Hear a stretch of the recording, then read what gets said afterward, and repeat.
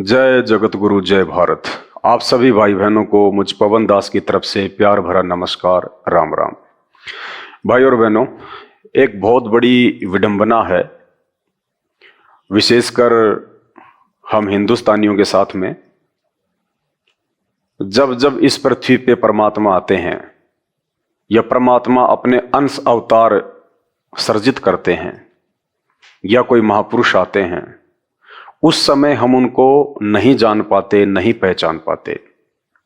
और वे महापुरुष पूरी कोशिश करते हैं अपने आप को सिद्ध करने की, लेकिन इसके बावजूद भी हम लोग उनको महत्व नहीं देते, उनको तवज्जो नहीं देते।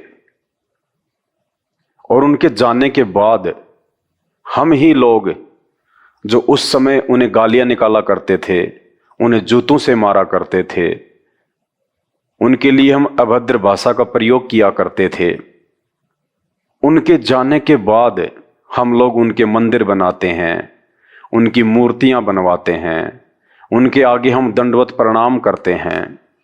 उन मूर्तियों के आगे जो उनके जाने के बाद बनाई जाती हैं, जो बेजान होती हैं, मुर्दा होती हैं, वो मूर्तियां ना सुन सकती, ना देख सकती, ना बोल सकती, ना चल सकती, ना हमारी बातें सुन सकती, ना हमें कोई समाधान बता सकती, बिल्कुल बेजान और मुर्दा। फिर उन मूर्तियों के आगे बैठकर अगरबत्ती धूप बत्ती करके, हाथ जोड़ के, नाक रगड़ रगड़ के हम उनसे पुत्र प्राप्ति की उम्मीद लगाते हैं, हम उनसे धन मांगते हैं, हम उनसे नौकरी मांगते हैं। ये विडंबना सदियों से चली आ रही है और इसी का खामियाजा आज हिंदुस्तान सबसे ज्यादा भुगत रहा है। और उस समय हम उनको क्यों नहीं जान पाते, क्यों नहीं पहचान पाते? सिर्फ एक ही कारण होता है, धर्मगुरु। वो धर्मगुरु जो शास्त्रों से अपरिचित होते हैं, वो धर्मगुरु धर्म ही जिनका धंधा होता है, वो धर्मगुरु यदि उस समय उन महापुरुषों की पहचान करने दें तो उनके रोजगार पे संकट आ जाता है।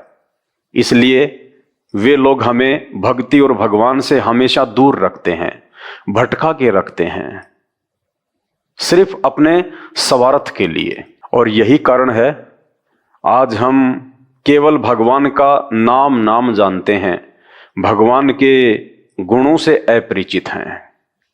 हमने सुन तो बहुत रखा है कि भगवान निर्धन को माया देता है, लेकिन इसी भारत देश में जहां सबसे ज्यादा भगवान है, जहां भगवानों की सबसे ज्यादा महिमा गाई जाती है, इसी देश की आबादी सबसे ज्यादा निर्धन है। कहते हैं भगवान बांझ को पुत्र देता है। बहुत सुना है, हमने पढ़ा है, लिखा हुआ है, सत्य भी है।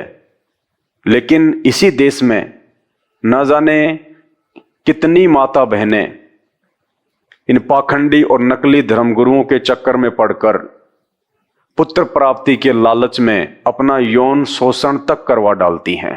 कहते हैं भगवान अंधे को आंख देता है, लेकिन हमारे इसी देश में श्री रामभद्राचार्य जैसे धर्मगुरु जो अपने जीवन के अंतिम पड़ाव में हैं, लेकिन वो देखने के लिए तरस रहे हैं। कहते हैं भगवान असाध्य रोगों का इलाज कर देता है, असाध्य रोगों को ठीक कर देता है, लेकिन इसी देश के धर्मगुरु श्री प्रेमानंद जी और सदगुरु रितेश्वर दास जी, जो आज कैंसर जैसे असाध्य रोग से तकलीफ में हैं, महाकष्ट में हैं, कहते हैं भगवान मुर्दे को जिंदा कर देता है। लेकिन लोगों ने सुना है, आज तक किसी ने मुर्दे को जिंदा होते देखा नहीं है। कहते हैं भगवान कर्मों को काट देता है, फिर सुख देता है, क्योंकि हर प्राणी यहाँ पे सुख दुख का जो अनुभव करता है वो अपने पूर्व जन्म जन्मांतरों के कर्म और कुकर्मों के कारण करता है।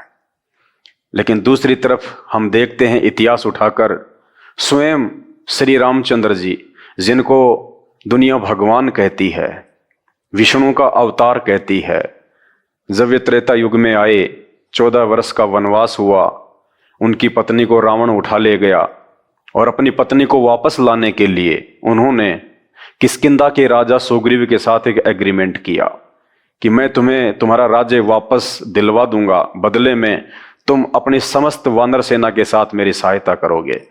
उस एग्रीमेंट के तहत स्वयं भगवान ने, श्री रामचंद्र जी ने पेड़ की ओट लेकर धोखे से सुग्रीव के भाई बाली का वध किया और स्वयं फिर श्री रामचंद्र जी को धोखे से मारे गए बाली को बदला देने के लिए, वो कर्म भोगने के लिए द्वापर युग में श्री कृष्ण रूप में पुनः जन्म लेना पड़ा।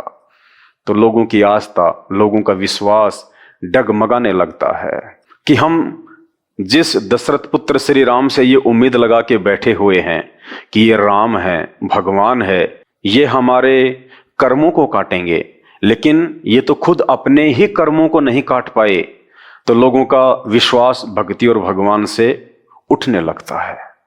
भाई और बहनों, इसका सबसे बड़ा कारण एक है, हमने केवल भगवान शब्द सुना है, हमने भगवान को देखा नहीं है, हमने अभी तक भगवान को प्राप्त किया नहीं है। भगवान जो लाभ देता है वो लाभ अभी तक हमने सुने हैं, प्राप्त नहीं किए। भगवान के क्या गुण होते हैं हमने केवल सुने हैं, अभी तक हमने वो गुण प्राप्त नहीं किए। और वो लाभ, वो गुण ऐसे प्राप्त नहीं किए जा सकते, न मंदिर में जाके, न मस्जिद में जाके, न गुरुद्वारे में जाके, और ना ही चर्च में जाके, और ना ही बेजान और मुर्दा पत्थरों की मूर्तियां पूजने से आपको भगवान से मिलने वाले लाभ मिलेंगे। वो लाभ प्राप्त करने की एक विधि है जो हमारे शास्त्रों में वर्णित है। जब तक हम उस विधि के अनुसार नहीं चलेंगे, हम कदापि उस परमेश्वर से, भगवान से मिलने वाले लाभ को प्राप्त नहीं कर सकते। और लाभ लेने का सर्वप्रथम जो तरीका है वो ये है, गुरु होना चाहिए। और गुरु भी कोई नकली नहीं, कोई पाखंडी नहीं, सतगुरु, सच्चा गुरु। सच्चा गुरु कौन होता है? सच्चे गुरु की पहचान भी गीता जी में ही वर्णित है। अध्याय नंबर 15 श्लोक नंबर 1 से 4, अध्याय नंबर 4 श्लोक नंबर 34, कि वो सच्चा गुरु होगा, वो तत्वदर्शी संत होगा जो उल्टे लटके हुए संसार रूपी पेड़ के सभी विभागों को ठीक ठीक से बता देगा, समझा देगा। कहने का मतलब है, वो धर्मगुरु सर्वप्रथम हमारे ही धर्मशास्त्रों से सृष्टि रचना को बताएगा कि देव कौन है, महादेव कौन है, भगवान कौन है, देवी देवता कौन है, ये ब्रह्मांड, ये ग्रह उपग्रह, सूरज, चांद, सितारे, ये पृथ्वी, ये मनुष्य, ये 84 लाख योनियां, इनका सर्जन क्यों हुआ, किसने किया, ये कैसे हुआ। आज हम मनुष्य योनि में हैं, कल को शरीर छूटेगा, फिर हम लोग 84 लाख योनियों में भी जाएंगे। क्यों मनुष्य शरीर में इतने सुख भोगते हैं और फिर 84 लाख योनियों में जाके हम इतने महादुख भोगते हैं, ऐसा क्यों? ये सृष्टि रचना के तहत वो गुरु बताएगा। तो भाई और बहनों, आज इस धरती पे, इस पृथ्वी पे, विशेषकर, वैसे तो संपूर्ण मानव जाति का ही परम सौभाग्य है, लेकिन विशेषकर हम भारतीयों का बहुत बड़ा सौभाग्य है कि आज वो सच्चा गुरु, वो सतगुरु जो हमें परमात्मा की पहचान भी करवाएगा और उस परमात्मा से मिलने वाले सारे लाभ भी दिलवाएगा अपनी सत भक्ति से। तो चलिए आज का वीडियो हम शुरू करते हैं उसी परमपिता परमेश्वर का नाम लेके। परमपिता परमात्मा सारी सृष्टि के रचनहार, कुल मालिक, असंख्य ब्रह्मांडों के स्वामी, जगत गुरु, तीनों लोकों में प्रवेश करके सबका पालन पोषण करने वाले राजाधिराज, आत्माधार, नाथों के नाथ, देवों के देव महादेव, सर्वेश्वर, महेश्वर, मृत्युंजय, अजरो अमर, आदि अनादि सनातनी प्रभु, जगत पिता जगदीश्वर, श्री श्री 1008 की उपाधि के वास्तविक अधिकारी, अकाल मूर्त शब्द स्वरूपी राम, वासुदेव, सर्वगतम ब्रह्म, प्रथम पूज्य, परम पुरुष, परम धनी, परम दयालु, परम संत, अल्लाह ताला, अल्लाहु अकबर, जगत का तारणहार, जगत के मुक्तिदाता, संत शिरोमणि सतगुरु रामपाल जी भगवान के चरण कमल में आप और हम सभी लाइव वीडियो देख रहे भाई बहनों का अनंत कोटि दंडवत प्रणाम। तो भाई और बहनों, अभी तक आपने केवल भगवान से मिलने वाले लाभ के विषय में सुना है। आपने ना अनुभव किया है, ना आपने वो लाभ उस परमात्मा से प्राप्त किए हैं। कारण अभी तक आपको सच्चा गुरु नहीं मिला, जो आज इस धरती पे प्रकट है, 8 सितंबर 1951 से प्रकट है। और केवल वो सतगुरु ही नहीं है, क्योंकि सत भक्ति मार्ग में जो सच्चा गुरु होता है स्वयं वो परमात्मा ही होता है। वो समर्थ होता है, वो यहाँ के देव और महादेव से सर्वशक्तिमान होता है।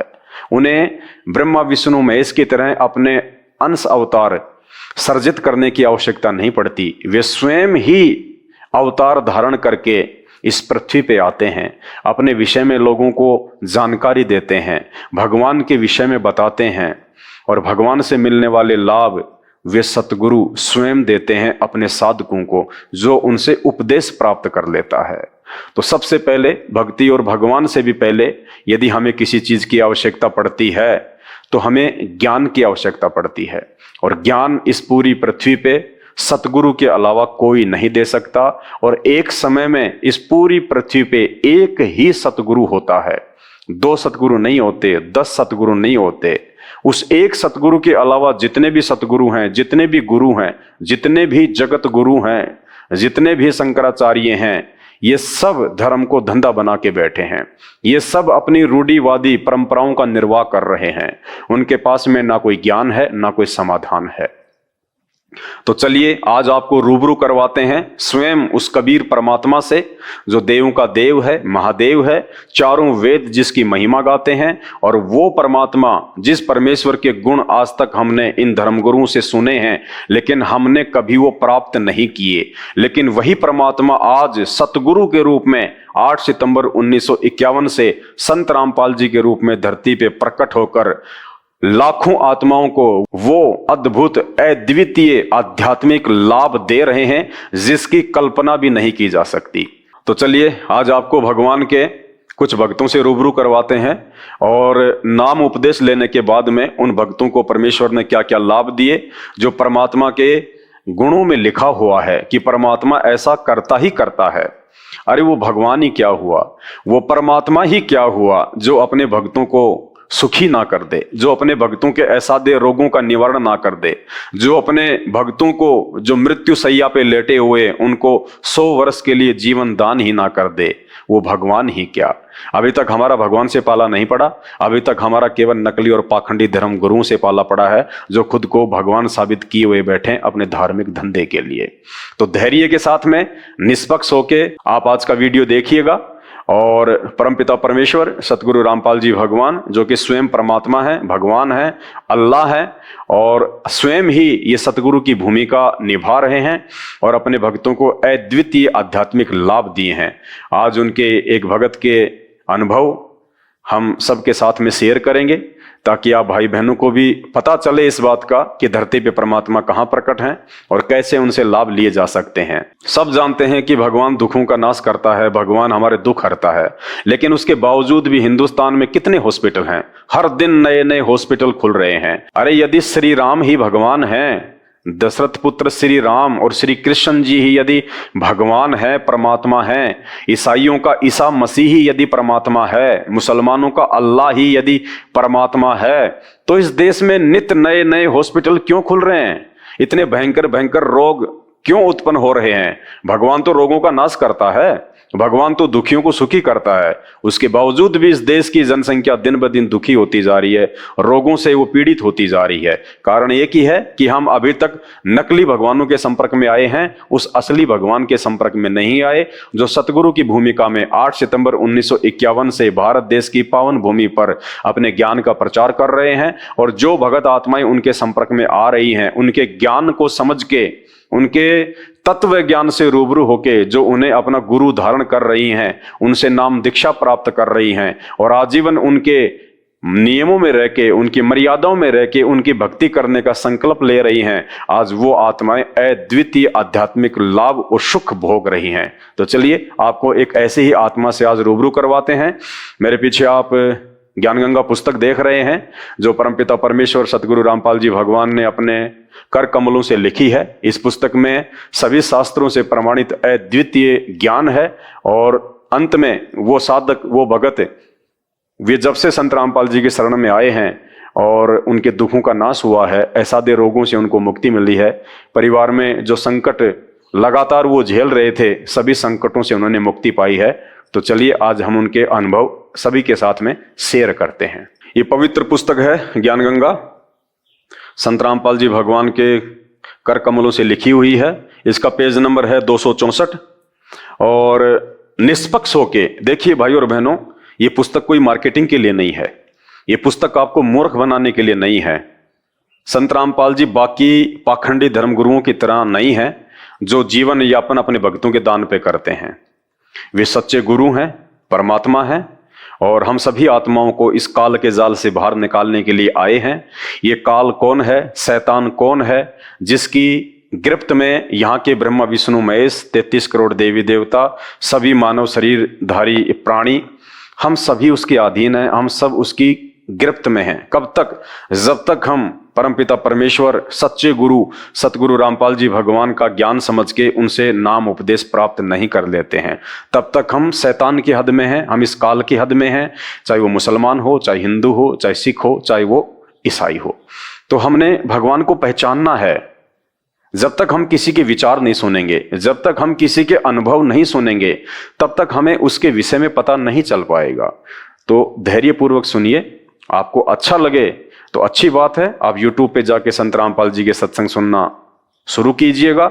और आपको लगता है कि ये भी बाकी धर्मगुरुओं की तरह पाखंड कर रहे हैं, दिखावा कर रहे हैं, लोगों को मूर्ख बना रहे हैं, पैसा कमाने का एक तरीका है, जैसा कि आम व्यक्ति की भाषा है ज्ञानहीनता के कारण, तो कोई पाबंदी नहीं है, कोई जबरदस्ती नहीं है। आप ना सुनिएगा संत रामपाल जी के सत्संग, कोई बड़ी बात नहीं। समय आने पर जब आप अपने वो कर्म भोगेंगे तब आपको स्वतः ही पता चल जाएगा कि हमने उनके सत्संग ना सुन के जीवन की सबसे बड़ी महाभूल की है। तो आज एक साधक का अपना अनुभव है जो उन्होंने उस पुस्तक में लिखवाया है। ये ज्ञानगंगा पुस्तक है, पेज नंबर है 264। भटकों को सतमार्ग, बहन ईसवंती की दर्द भरी आत्मकथा। मैं भगतमती ईसवंती देवी, पत्नी श्री भगत सुरेश दास अहलावत, पुत्र श्री प्रताप सिंह अहलावत, पानागंजा गांव डीगल, जिला झज्जर में रहती हूं। हे बंदी छोड़ सतगुरु रामपाल जी। बंदी छोड़, यहाँ पे एक शब्द है बंदी छोड़। हे बंदी छोड़ सतगुरु रामपाल जी। बहुत सारे भाई बहन जो अभी संत रामपाल जी के सत्संग नहीं सुन पा रहे हैं, शास्त्रों से अपरिचित हैं, वे नहीं जानते कि ये बंदी छोड़ क्या होता है। बंदी छोड़ का मतलब होता है वो भगवान, वो परमात्मा, वो गुरु जो हमें हमारे कर्म के बंधनों से छुड़वा दे।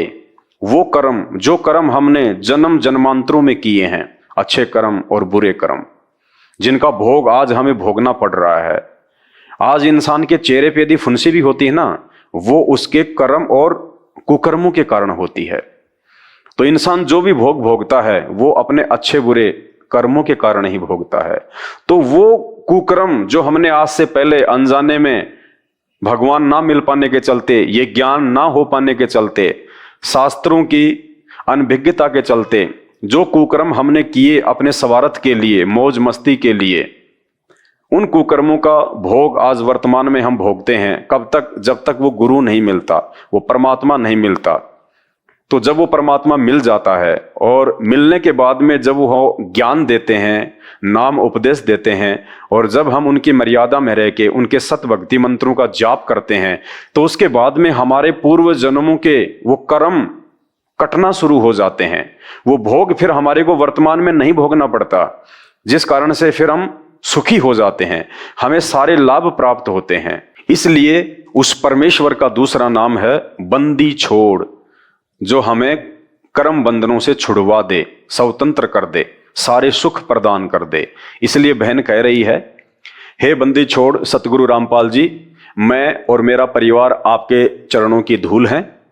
आपने हमें वो सुख दिया है जिसकी हम अपने इस जीवन में कभी कल्पना भी नहीं कर सकते। आज मैं अपनी आप बीती यहां लिख रही हूं, जिसकी आपने हम पर कृपा बख्शी है, ताकि हमारी इस दुख भरी कहानी को पढ़कर हमारे की तरह दुखी परिवार भी आपके आशीर्वाद से कल्याण करवा सकें। हमारा जीवन बिल्कुल अंधकारमय था। अगर आपके चरणों में नहीं आते तो आज हम जीवित नहीं होते। यानी बहन के ऊपर उसके पिछले जन्म जन्मांतरों के कर्म और कुकर्मों के चलते वो भयंकर मार पड़ रही थी, वो दुख और परेशानियों का सामना कर रही थी। तो बहन कह रही है कि हे परमेश्वर, हे परमात्मा, हे सच्चे गुरु, हे बादशाह, हे बंदी छोड़ सतगुरु रामपाल जी, यदि हम आपके चरणों में ना आते तो शायद आज हमारा परिवार जीवित भी ना होता। मैं असाध्य रोग से पीड़ित थी। बहन एक भयंकर रोग से पीड़ित थी, कैंसर से भी भयंकर रोग। मेरा भाई भापड़ोदा निवासी ओम प्रकाश, पुत्र श्री दयानंद राठी, जो हरियाणा पुलिस में नौकरी करता था, वो भी उसी बीमारी से मृत्यु को प्राप्त हो चुका था। मैं भी इस स्टेज पर पहुंच चुकी थी, मैं इस हालत में पहुंच चुकी थी कि हाथ पैर बिल्कुल लकवे ग्रस्त जैसे हो गए थे, आवाज निकलनी बंद हो गई थी। जगह जगह डॉक्टरों व शानों को दिखाया, लेकिन सब जगह निराशा ही हाथ लगी, क्योंकि हर जगह पाखंडी बैठे हैं, नकली बैठे हैं, धर्म को धंधा बना के बैठे हैं।